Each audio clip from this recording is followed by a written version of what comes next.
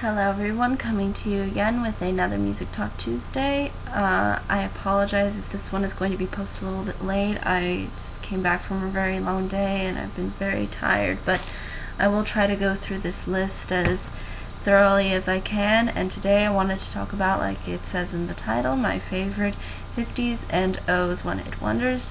And in case you don't know what the double O's are, they are the 2000s. Yes, we have passed 2010, so I figured why not talk about that decade as well. So it's two one-hit wonders for the price of one. And I'm going to start with the 1950s. And the first song I wanted to briefly address was the Penguins' Earth Angel. Now basically this song is a very beautifully harmonized and well done kind of love song. It's kind of meant to be this love song that sort of encompasses the idea of this earth angel being this girl and being a very amazing girl and someone that the narrator wants to be with, and someone that the narrator really looks to as a sort of symbol of sort of like this sort of beauty and maybe a purity, and it kind of shows through him expressing sort of his love for this earth angel. But I think this was my favorite song our favorite one-hit wonder of the 1950s, and one of my favorite songs in general from the 1950s. I think this song is really well done. I think it's been used in the Back to the Future movie, and it's I think very resonative onto the 50s time period, especially with the harmonizing, which I think is very well done, and is also a very kind of important aspect of the 1950s, because the 1950s did do a lot of harmonizing and humming, and a lot of background was done through vocals in the 1950s. So I think that's something that you'll see often, in particular with these kinds of songs. But I think that's really all I can say about that one. It's fairly simple, but with a lot of heart. The next one I wanted to talk about was Let Me Go Lover by Joan Weber. And basically this song is sort of a song about, Let Me Go Lover by Joan Weber. And basically this song is trying to suggest that this person that is talking wishes that the person that is her supposed lover, she wants that person to sort of let her go. She wants this person to sort of, I guess, break up with her, because she feels like she's in a cage and she's not happy, she's in some sort of pain from it, and she kind of doesn't have, I think, the courage herself to really come out and say that she wants to end it.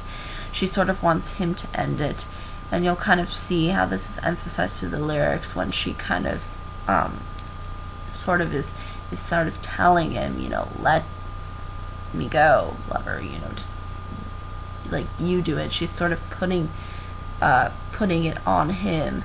So that's really what the song is trying to say. I think the vocalist is sort of unique in a way. I liked how passionate she was throughout the song, and I found it to be unique, so I figured definitely worth considering. The next one I wanted to briefly discuss was Julie London's song called Cry Me a River, and basically this song is sort of emphasizing heartache through sort of a revenge type-esque way, and what I mean by that is by what it says in the lyrics, and what it says is that now you are so sorry for being so untrue well, you can cry me a river, cry me a river, cry me a river. I cried a river over you.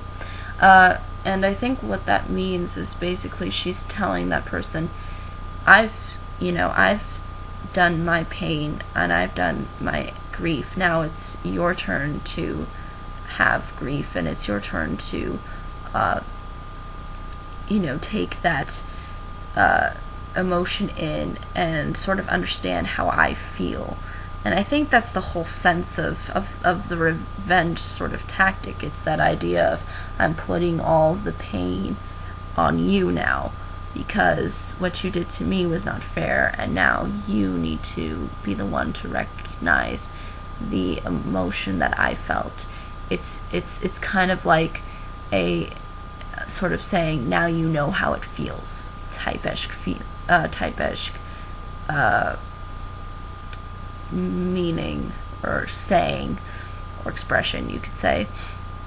And that's really what it's trying to do. And it's interesting because the song is rather smooth and slow and almost unemotional in a way, but I think that adds sort of to the irony of it, and to how pain can be a very hard thing for someone to go through, but at the same time, it's sort of like the narrator sort of has this emotionless feeling because she no longer feels pain anymore.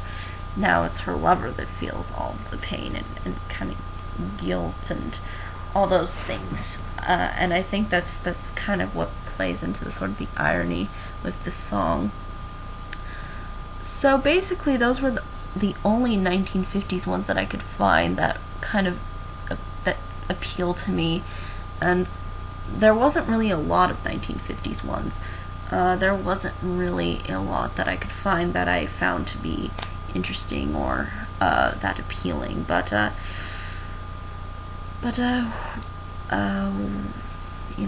it's one of those situations where I kind of have to shrug and go, oh well, what can I do, yeah, I think that's really all I can say about the 1950s ones. Now I'm going to start in the O's now, and what I'm going to do with the O's is some of them that you may recognize from this list maybe did come out in like 1999, but I don't think they really did become necessarily that popular until the 2000s. So again, just something to keep in mind, and also I think they sort of mark sort of a transitioning, I think, into sort of the 2000s as far as they sound, as far as I'm concerned. But again, I'm sure there's others that may have different opinions on this. But the first one I wanted to mention was a song called Blue Dabadi by Eiffel 65. And yeah, maybe some people may find this song a little bit annoying or irritating for whatever reason, in that it does sound a little bit dancey and that it does kind of repeat itself.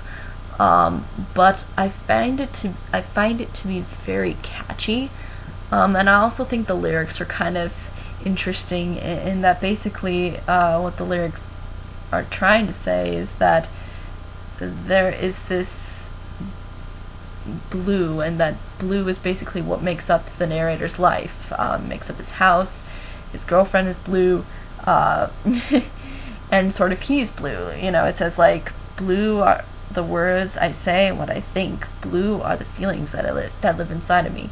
It's kind of that idea, but I think blue can be interpreted in various different ways. I don't think it's necessarily 100% clear as to what blue could mean to somebody, but I like it in the sense of how these lyrics are just so strange, and I think it kind of goes with sort of the beats that it has. I don't think it's necessarily one of the best of the one-hit wonders of the O's, but I still like it because I remember it a lot, and I find it to be very catchy. So I could not mention it.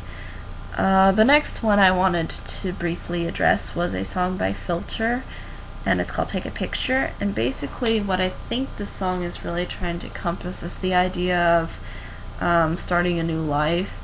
Basically, when he says, like, I feel like a newborn. And also with the lines, could you take my picture, because I won't remember. I think what he's trying to say with these lyrics is he's trying to invoke the idea of he's leaving his past behind now. And he's going to, you know, kind of start over. And when he says, could you take my picture, because I won't remember, is, I think, kind of trying to show the idea that, you know, could you take my picture, even though I'm not going to remember it, because I don't take in the past anymore. The past doesn't hold me down anymore. I'm not going to really think about the past.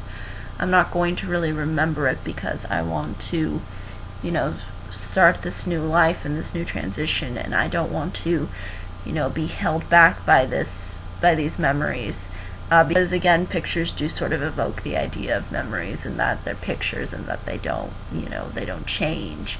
They stay in that memory. So I think that's really what the song is trying to suggest, and I think it's interesting because the way that it sounds is that it sounds a little bit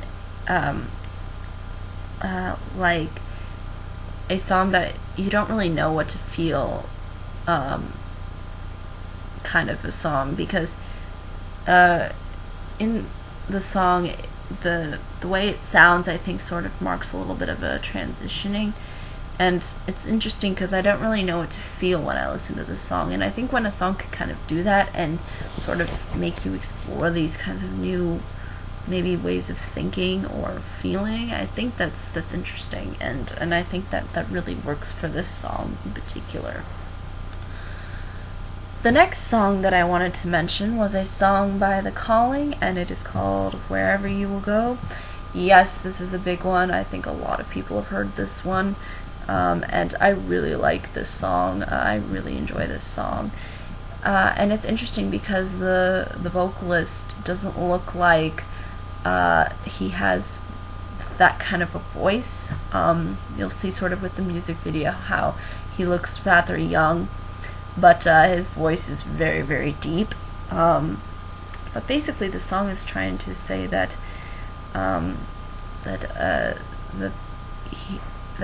he's going to stay with this person that he loves and cares about no matter what, and that he'll, wherever he's, like, by basically saying, I'll go wherever you will go, like, no matter what happens, no matter what obstacles there are, I'll always be kind of with you.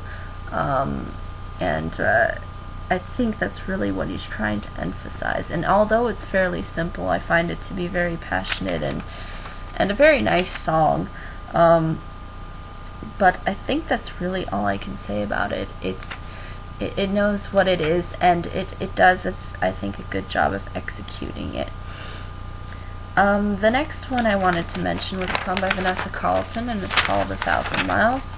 Now, though there have been various interpretations of this song as to whether it is a love song or whether it's sort of a heartbreak song, I believe it is more of on the sense of heartbreak, in that she's kind of trying to go the distance for somebody, but it's difficult because this person has maybe broken her heart, and she is sort of in a state of lost hope, but at the same time she wants to still pursue this person and try to rekindle something that was maybe lost. But I think that's really what the song is trying to invoke. I don't think it's trying to invoke this idea of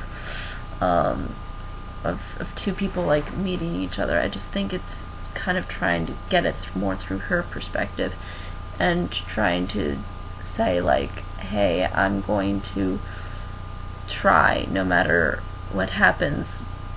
You know, I'm going to not lose that sense of hope and discouragement, I guess you could say. I think that's really what this song is trying to say. But yeah, I think it's definitely worth considering.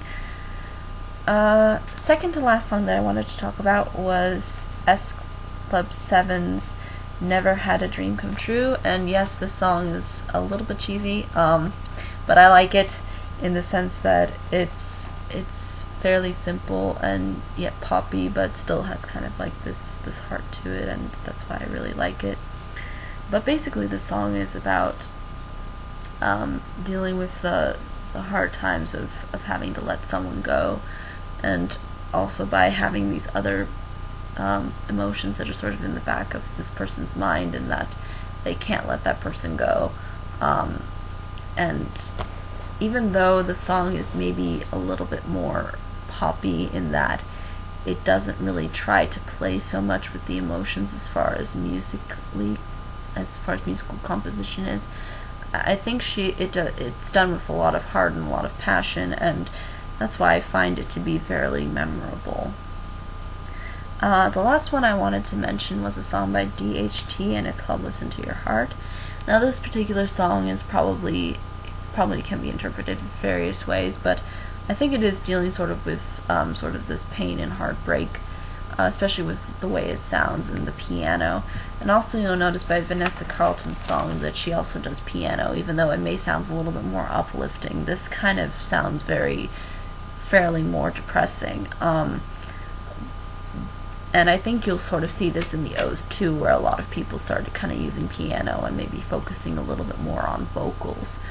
And basically, I think what this song is dealing with is you know, the whole idea of, you know, listen to your heart, and see what best suits you, and sometimes it's kind of difficult to understand how maybe we feel,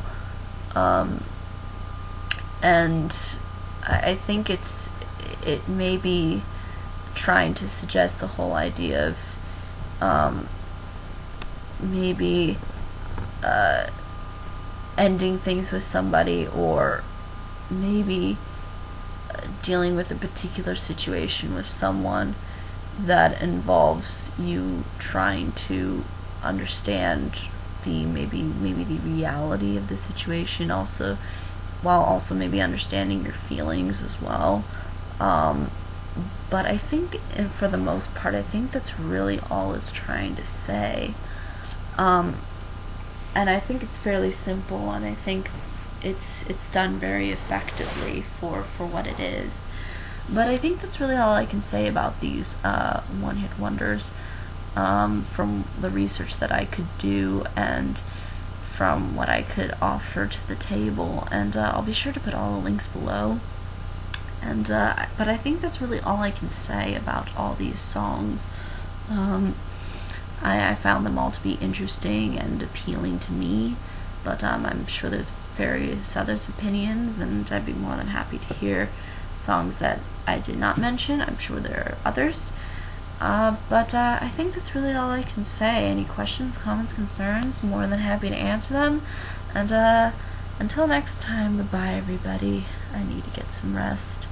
I'm just like nodding off here, but I apologize. I think for the rest of the videos that I'm doing, I won't be this tired, but I just had such a long day today, so but I'll try to keep it up, and we'll see how it goes. But until next time, bye bye.